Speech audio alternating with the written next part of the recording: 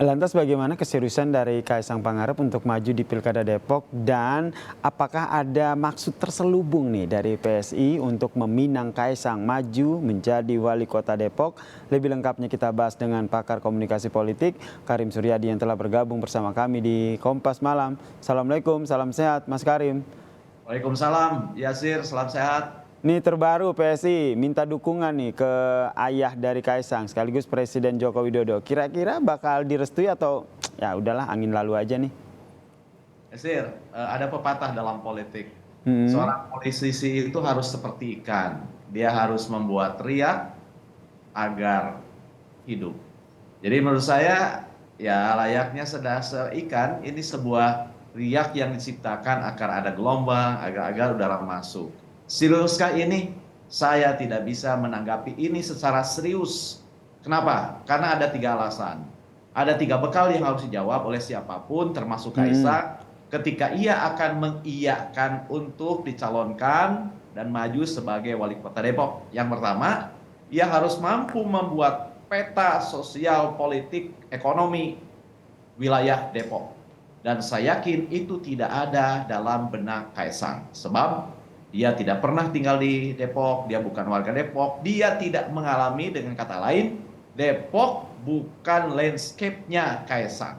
Depok bukan wilayahnya Kaisang. Wilayah Kaisang adalah di Solo. Yang kedua, seorang Arif mengatakan selain harus menggambarkan tentang peta sosial politik, ekonomi, budaya, wilayah kekuasaannya, seorang Arif bijaksana mengatakan seorang pemimpin harus berani menjawab pertanyaan. Apa yang akan dia bawa ke dalam jabatan yang akan diembannya. Yang dibawa ke sini adalah political deposit berupa pengalaman yang relevan dengan jabatannya. Silakan jawab oleh Kaisang. Apakah dia punya pengalaman jabatan yang relevan bagi tugasnya sebagai wali kota. Dan yang ketiga, apa yang dia cari dengan menduduki jabatan itu. Saya yakin 2/3 jawaban itu akan sulit dijawab oleh Kaisang. Pertama, karena dia belum memiliki pengalaman yang memadai untuk menduduki jabatan sebagai wali kota.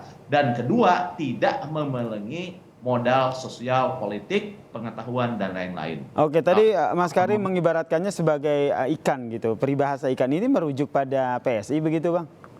Nah, siapa aja yang merasa gitu, yang merasa politisi, bisa PSI-nya, bisa Kaisangnya, bisa Erina, bisa siapa, bisa juga Gibran kan gitu ya. Sebab saya yakin apa yang dikatakan Gibran juga bersayap ya. Awalnya mengatakan setuju dengan PKS, tapi ujung-ujungnya saya kembalikan kepada rakyat untuk memilihnya kan gitu ya. Kan sebab biasanya kampanye itu kan tidak selalu dengan mengatakan ya, dan orang yang ingin itu tidak selalu mengatakan mau gitu ya. Apalagi dalam politik. Politiknya high contact lagi sesuai dengan budaya Indonesia. Seringkali apa yang dikatakan tidak seperti apa yang dimaui, dan seringkali apa yang mau tidak pernah dikatakan.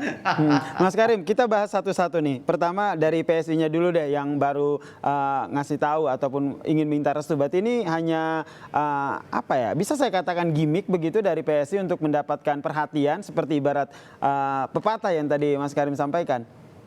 Ya, saya melihatnya justru ini agak satir gitu ya.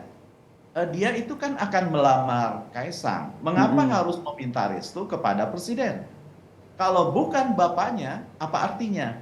Ini menegaskan bahwa patronase politik di Indonesia itu makin kental, dan secara tidak sadar dia mengumumkan bahwa kekuatan politik Kaisang itu ada pada ayahnya, ada pada bapaknya. Andaikan Kaisang bukan putranya presiden, apakah akan melamar? Dengan begitu, ini menegaskan bahwa dalam kerangka ini kekuatan atau modal PSI mencari perhatian terhadap Joko Widodo begitu ya, Mas? Ya, ada pada hubungan darahnya, dan demokrasi tidak sehat ketika mekanisme didasarkan atas pertalian darah. Sebab berkah demokrasi itu adalah jaminan kesamaan di dalam kesempatan gitu ya. Dan kalau jaminan kesamaan di dalam kesempatan itu disederhanakan menjadi hubungan darah, silsilah dan golongan darah, mati demokrasi kita. Oke, berarti ini terlebih kalau kita lihat PKS sendiri juga mengklaim bahwa usulan yang disampaikan oleh PSI ini karena memang PSI tidak punya tokoh begitu. Ya, sebagai partai baru, dia diisi oleh orang-orang muda, energik, pandai membuat manuver. Jadi sebenarnya menurut saya dari sisi teknik ini sangat kuat gitu ya. Hanya masalahnya kan politisi bukan hanya atau politik bukan hanya butuh teknik, tapi juga butuh etik, sekaligus juga tokoh yang menghidupkan teknik dan etik itu, gitu ya. Mas Karim, Tinggal kalau kita lihat diidentifikasi. PSI ini sepertinya mencari perhatian dari Joko Widodo. Nah, menurut Anda sendiri, nanti respon dari Joko Widodo sendiri seperti apa? Saya tidak tahu bagaimana Jokowi akan merespon ini, tetapi Ah, menurut saya ini sebuah berita yang kurang memberikan harapan bagi demokrasi, bagi merit system gitu ya. Karena kita ingin jaminan atas kesamaan di dalam kesempatan itu yang dikampanye oleh siapapun, bukan hanya dalam termasuk kasus ingin Kaisang. mencari perhatian dari publik, meningkatkan elektabilitas lah. Contohnya ini Ya, juga tidak ya akan sebenarnya elektabilitas berfungsi. itu kan syarat saja ya. Intinya adalah substansinya. Seperti yang kita tunggu-tunggu sekarang, misalnya siapa wapres, justru yang kita tunggu adalah soal kelayakan. Sebab politik tidak hanya didasarkan pada mau, tapi harus pada mampu gitu ya. Dan kemampuan itu harus mencuat dari pengalaman jabatan yang pernah diduduki. Itu yang secara teori disebut dengan political deposit. Deposit politik itu tidak lain adalah relevansi pengalaman menangani urusan publik dengan jabatan yang akan dicari atau didudukinya. Oke, tapi menurut Mas sendiri, apakah jurus dari PSI ini akan kemakan nggak sama warga Depok? Ya, saya yakin Depok itu kan wilayah kota ya yang cukup terpelajar begitu. Namun karena kedekatan geografis, proximitas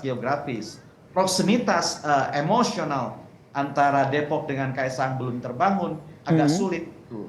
Agak Ini sulit ya? nyaris, ya untuk hari ini nyaris seperti melempar api ke dalam gundukan kayu basah gitu ya, yang Nggak tidak ada nyala-nyala daya begitu letup. ya, susah nyalanya begitu ya.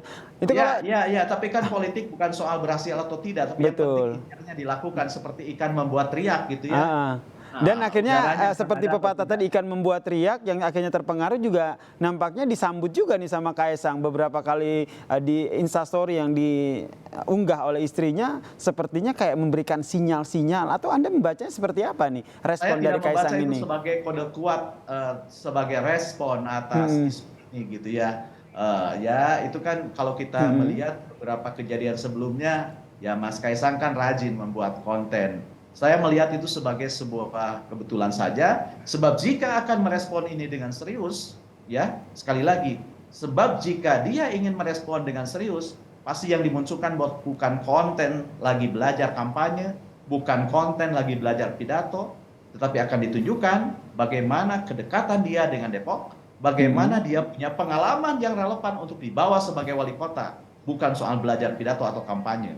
Atau Karena kita itu bisa selalu membacanya, elementer. atau kita bisa membacanya Kaisang memang ingin maju tapi nggak di kota Depok begitu. Bisa dibaca ke arah sana nggak, Mas? Bagi saya, kriteria seorang pemimpin di mana saja sama.